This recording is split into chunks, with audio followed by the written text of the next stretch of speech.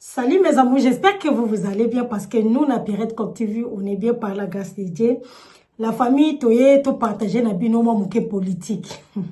Boyebi kacha faser na mino bara politique et loko ya maîtrise akate, mais pourquoi pas? Parce que zo le kabiso nyos na miso no. Ah. Koloba to lobara déjà. Et loko mote ko zanga.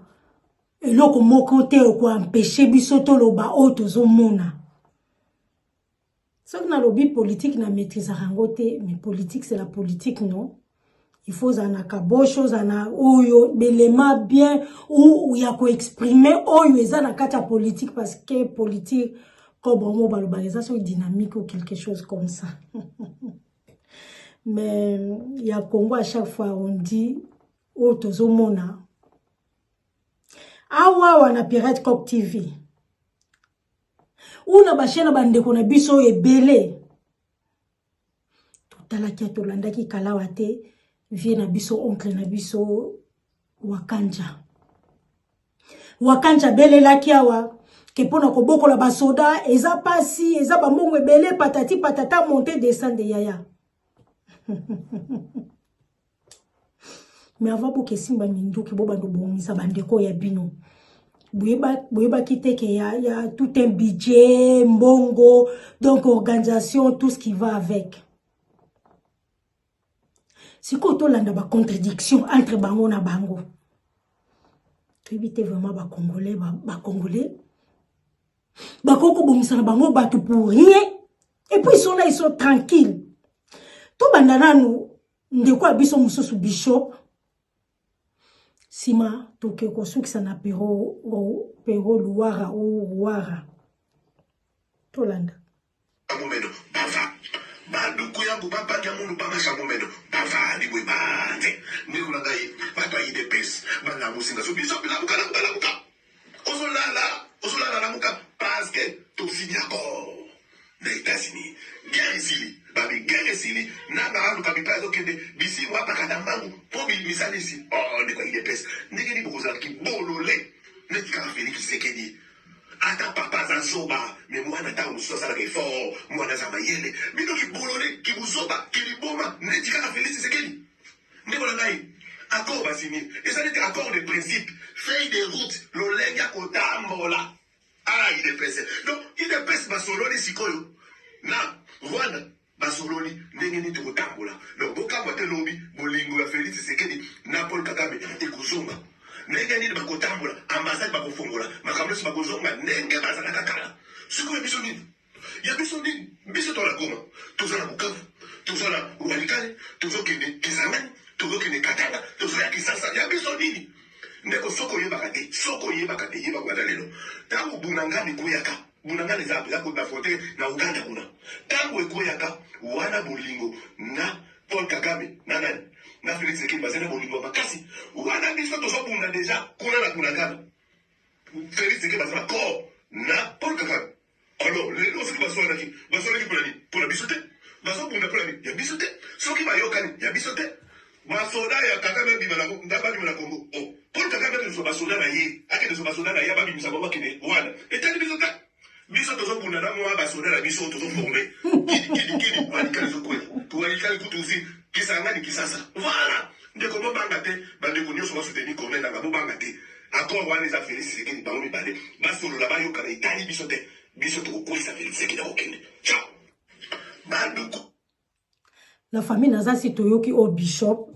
Donc écrit à Nanga, il y a colonel ou corneille. Peu importe, on s'en fout tellement. Nanga. Pasteur. À son état. N'habite soit satika qui pastora na yango, azaka ka pasteur rebelle, je sais pas. Naza si toyoki. Bishop. Donc, clique ba Wakanja, donc il clique ba Corneille Nanga ou Corneille, je sais pas trop, na ba banani ba pero. Alors bien va bien que ceux qui Kagame reçoit ba soda na ye abimisa. Bango mo ba soda na bango ya mukie wana o bazo former. Ou ba kotika na bango kutulu malembe ba koma na Kinshasa. Omwe babandi kondima. Makambo biso to boyaki.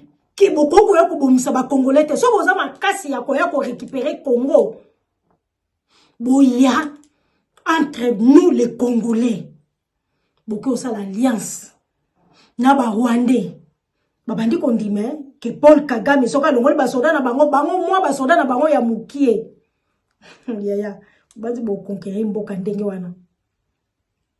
Bobanzi Congo wana munena Congo wana bokosaka na uka ndenge wana. Bolo baki moi ba soda na bino mukie. Pour tout tarder trop tard, on va aller écouter maintenant Pero Louara ou Rouara. On va écouter ce que Pero a dit.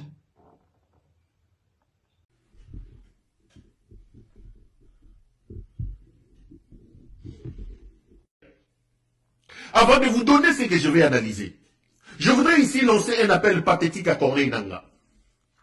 Monsieur de l'AFC, monsieur Corneille Nangaa, ça c'est un conseil d'amis. Faites attention dans ce que vous faites à ne pas négliger la température de l'opinion. Un travail important a été fait pour vous faire accepter dans l'opinion. Au départ, vous étiez des pantins, vous étiez des Rwandais, vous étiez des ceci. Aujourd'hui, les Congolais vous réclament. Le Congolais vous réclame. Battez-vous pour combler certains déficits. Ne prenez pas les Congolais pour des idiots. Ne prenez pas pour acquis les avancées que vous avez faites sur le plan de l'opinion. Vous ne pouvez pas vous engager dans les négociations. Vous ne pouvez pas signer même un papier de chiffon sans prendre soin de pouvoir organiser une communication à l'endroit de l'opinion. Vous n'avez pas encore réussi à entrer, à toucher au plus profond. Il y a encore des réticences aujourd'hui, des gens qui vous disent que vous êtes des Rwandais. Si vous résistez au niveau de l'opinion aujourd'hui, c'est parce que l'opinion en a marre de Tshisekedi. En fait, l'acceptation qu'a Corneille Nangaa aujourd'hui dans l'opinion, ce n'est pas un amour que les gens ont par rapport à Corneille Nangaa. Non, non, non, non, non. C'est le désamour et le désaveu que les Congolais ont à l'endroit de Corneille Nangaa qui fait que les Congolais se disent on n'a plus de choix, Nangangwa Yakaka. Vous ne pouvez pas laisser suspicieux la source qui vous soutient au niveau de l'opinion. Parce qu'aujourd'hui, pour les Congolais, vous êtes une alternative pour chasser Félix Tshisekedi. Si Tshisekedi n'était pas idiot comme il est, j'assume, si Tshisekedi n'était pas médiocre comme il est aujourd'hui, l'image du Rwanda qui est derrière Corneille Nangaa n'aurait même pas 1% de l'attachement des Congolais. En fait, ce n'est pas un amour massif, un amour aveugle, non. C'est le désamour, le désaveu que les gens ont à l'endroit de Tshisekedi. Mais à côté, nous avons qui? Les seuls que nous avons, c'est Corneille Nangaa. Tous les Mindokyo, Lima Oyo, Yarolongole la Bissoye. Mais quand vous allez vous afficher avec Félix Tshisekedi, je ne dis pas que vous avez signé les accords, je vais donner. Mais je vous appelle à mettre un peu d'ingéniosité, un peu d'intelligence dans la gestion de l'opinion. Parce que vous vous affichez avec l'ennemi des Congolais, l'ennemi pour lequel les Congolais acceptent de vous soutenir. Prenez soin d'expliquer à ces gens-là que nous ne sommes pas amis, c'est pour telle autre raison. Vous ne pouvez pas rester silencieux sans mettre en place des mécanismes pour gérer la température de l'opinion. Je n'ai vu aucune communication de M23, je n'ai vu aucune émission d'un responsable de M23, je n'ai vu aucune interview d'un responsable de M23. Vous vous satisfaites, vous laissez ça. Faites attention. Faites attention. Faites très attention. Ne donnez pas l'impression que c'est un acquis. Non. Il faut vraiment travailler. Parce qu'aujourd'hui, les Congolais ne comprennent pas qu'ils acceptent même que les Rwandais vous accompagnent. Qu'ils acceptent que vous veniez avec les Rwandais pour chasser Félix Tshisekedi. Et que sans aucune explication, sans quoi que ce soit, la communication a pour rôle de rassurer les gens. Moi, j'avais un professeur en communication qui me disait tu ne feras pas carrière dans ce travail si tu as du mal à comprendre la différence entre l'information et la communication. Et il me disait l'information dérange alors que la communication rassure. Communication dans son idée originaire, était communicare. Communicare veut dire mettre ensemble, créer des liens, créer des canaux, rassurer les gens, passer vos idées, passer vos idéaux. L'information, elle dérange par sa brutalité, par la nouveauté qu'il apporte. L'homme a déjà une certaine température, mais lorsque l'information arrive, l'information vient bousculer ce qui est déjà acquis. C'est une nouveauté. Mais la communication, elle rassure. Quand je me réveille le matin et que je dis à ma femme, chérie, je t'aime. Quand tu te réveilles le matin et que tu dis à tes enfants, je vous aime. Tu ne donnes pas une information à ta femme qui sait que tu l'aimes déjà. Mais tu communiques. Parce que tu as besoin qu'elle se rassure.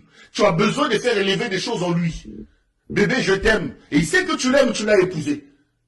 Et si tu ne le fais pas, elle réclame. Elle va te dire, mais attends, je t'aime. Mais tu sais que je t'aime. Dis-le-moi. J'ai envie que tu me le dises. En fait, c'est ça la philosophie. Mais attends, si je ne t'épousais pas, moi je suis, Nabalayo, mais dis-moi que tu m'aimes. Dis-le-moi. Mais attends, tu sais que je t'aime, tu es la mère de mes enfants. Hey, dis-le. Dis-le. Parce que le je t'aime là, ce n'est pas une information que tu lui donnes. Si tu emmènes ça dans le domaine de l'information, tu rentres dans le cadre de ce que j'ai dit. Parce que l'information en soi, elle dérange. L'information est une nouveauté. Tu n'apportes pas une nouveauté en lui disant que tu l'aimes. Mais tu communiques, tu rassures. L'information dérange alors que la communication rassure. On ne peut pas se réveiller un matin.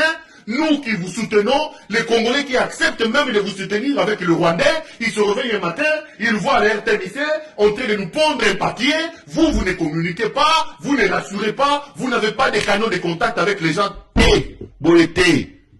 Ah non.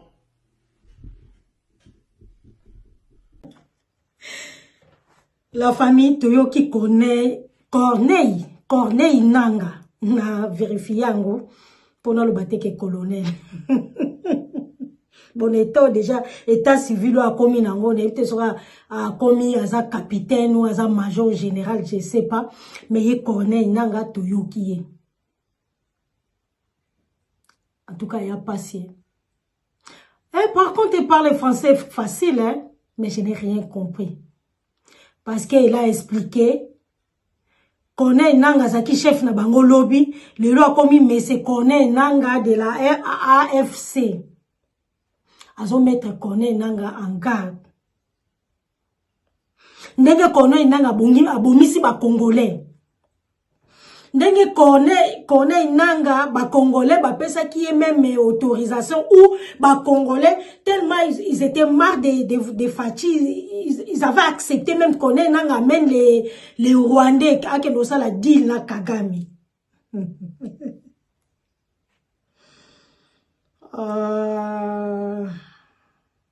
Pero frérot. Omoni ba Congolais toi ma belle, toi tellement ma belle penga. Likolo ya ki égoïsme. Likolo ya lokoso to lo bango kutute ke keto nano. To cha keto pembeni. Likolo ya ki égoïsme, likolo ya ki lokoso. Mutu nyoso alingi asala enjar. Ba mona yeke yepe. Nasa si toyokaki oyo mususu bishop alobi ke na mo ba soda na bango wana malembe bakokoma Kinshasa na yete so bakoma mbula ni so pe bazwa na makolo bon de toute façon ba yaka na makolo tozo zela bango toujours kaka à bras ouverts. Sikoyo Pierrot Louara ou Pierrot a comme kokebisa maître na bango Corneille Nanga. Du coup, à côté de la tête, ceux qui communiquent, ceux qui l'info, patati patata. Chaque ko souk ça na makamba babolingo que chérie je t'aime, ah, tu sais déjà que je t'aime, tu me dis pas patati. Oh Seigneur Jésus-Christ.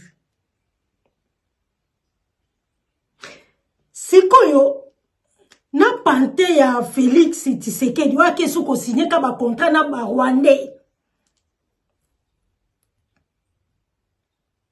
Na libérateur ya Pero non Pero wa raza disciple na libérateur ya Congo Corneille Nangaa oh ya bomisi batu na pe temps combien de temps Corneille Nangaa bakangaki Goma bakangi Goma sema soki 3 mois soki combien de mois ba torturer batu pas possible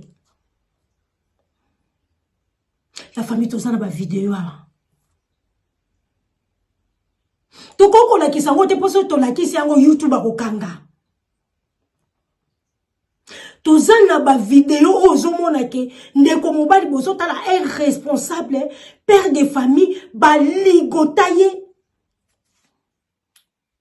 torti ya modèle wana pourquoi parce que akendaki na parade na bango te ya ou ope bamandosa ba hit parade na bango. Donc cela veut dire que nous ça une obligation. Donc obligé tangu oyo nani Corneille Nangaa pasteur Nangaa alias Njar ce qui major ce qui général d'armée pas comme qui rebelle.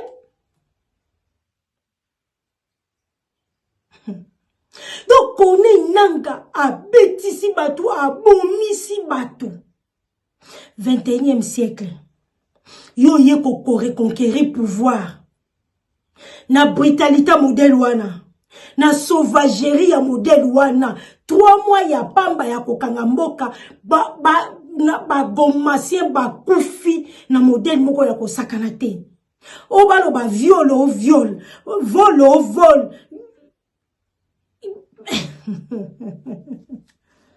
et calvaire bande ko ba gomasien ba vivre n'habite 30 ans ba comparer ngo à peu près 30 ans ya génocide na 3 mois o ya Corneille Nangaa o to ndenge nini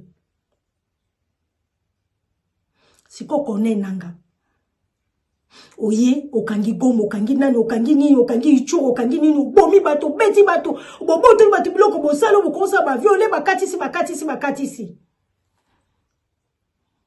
c'était que pour ça pour ce qu'on va péro ba ya ko sala bato ba benga Égypte histoire baba ndako hako tesa bato ba histoire moko ça tient même pas le debout ba côté ça bato histoire ça n'a ni la tête ni la queue boba ndeko abiso bobomisi na Goma sacanage obino bosali ce qui peut azokebisa Corneille Nangaa oyo mususu nani nani bishop alobi ke bango kutulu bazoya malembe par contre wakacha kuna azo déclaré que biloko akoli ezate baza kutu na mbongo te bakosala rébellion ndenge nini Njar la famille bande ko ba congolais toke na makambo ndenge nini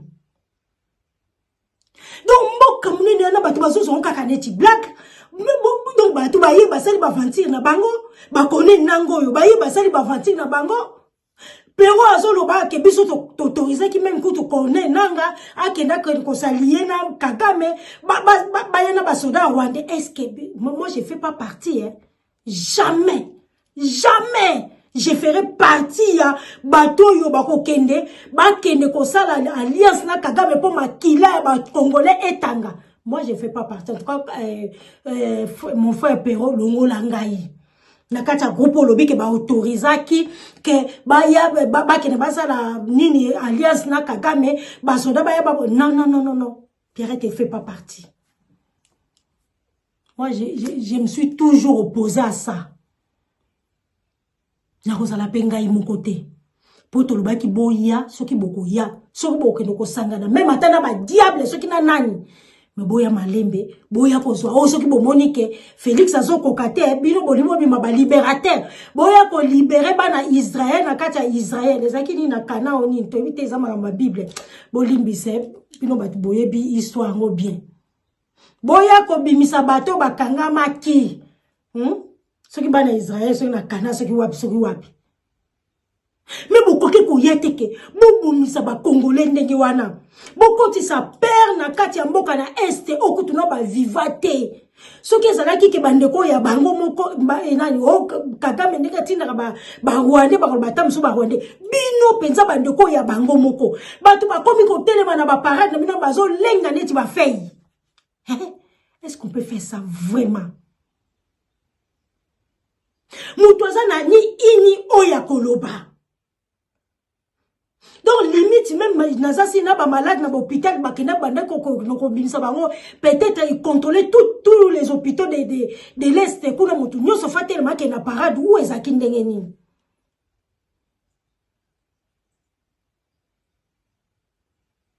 Les gens, nos frères, nos mamans, nos papas, nos grands frères, nos gros oncles de l'est là 3 mois ba vivre calvaire bazaki même na répit ata mukete. Mutu alobate kutu keba kutu oteleme oningani tozomona ndenge bazoboma batu ndenge bazokobeta batu ndenge la famille biloko connaît nanga sali un pasteur yo mutu lataki lobi tenir ya sultan otelemaki na cher obandeki kote ya batu pona kaka lokoso ya ki pouvoir pona keto pona motema mabe pona ngai boningi kaka ngai okobomisi bandeko ya bino okokipe likambo yango te likolo nango siko tosali ndenge nini nga soki nayaki kaka toyoka tosala ka mwa mokie oyo tosala mwa analyse ya mokie oyo toyoka de disciple ya Corneille Nangaa Pero Rwara na Bishop. Mais quelle contradiction! Oyo siko mususu azolo baboye, o mususu azolo bake bazo ya kalate bazo koma na Kinshasa, baza malembe na mwa basoda, au moins bandimi ke Kagame a lâché bango, Kagame a retiré basoda bango, basika kana mwa basoda na bango, et puis bazo ko essayer ko former basoda. Vous vous blaguez avec les gens, hein? Vraiment. Je sais pas Congolais, on est tellement, je sais pas nous les Congolais, on est comment? Basala biso ndenge nini ba Congolais. Pendant le baka qui limite qu'on est mou, makamyo sotondi marana biso, donc biloko nyonso, si ko yo connaît nanga akoya ko se justifier ndenge nini batu oya bomisi na Goma. Batu oya bomisi na Este. Batu oyo bango ba torturer soit disant pour banda ko ya ko wela ku ce qui pouvoir o ba kokipe ko zoate explication nini ya kopesa explication ça tient même pas debout, c'est tellement banca oh vraiment ezo pesa na kanda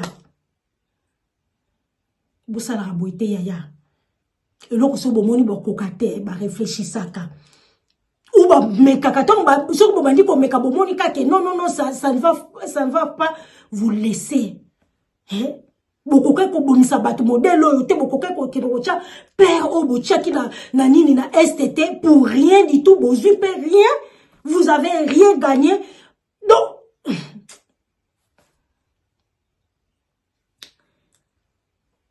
c'est quoi tozongela Tshisekedi utozela kaka bino po Félix azaka wana no biso tozali na biso na makasa kolongola ye te bino bato boyaki ke bosaki na makasa kolongola ye par contre boyika bosali sacanage bo bomisi bato boyibi biloko bo violer bo torturer bo sali bokoke ko sala au finish vous avez rien fait en fait eza mawa mingi. Eza mawa mingi. Corneille Nangaa na ibite soko za na bana babiloko osali, moi je pense que même génération future na yo kozala vraiment maudite. Biso na sena moyo toza na eloko ko papa batute. Mais na yaki kaka to yo kana no contradiction ya des personnages yo. Pero Rwara na ninga na ya associé na ye Bishop po ya wakancha si totalisa ki bino la fois passée. Et déjà ça, alakisaki qui faiblessité na bango que donc ils sont faibles, ils arrivent même plus parce que yo patati patata monter descendre. Est-ce qu'on peut faire ça vraiment?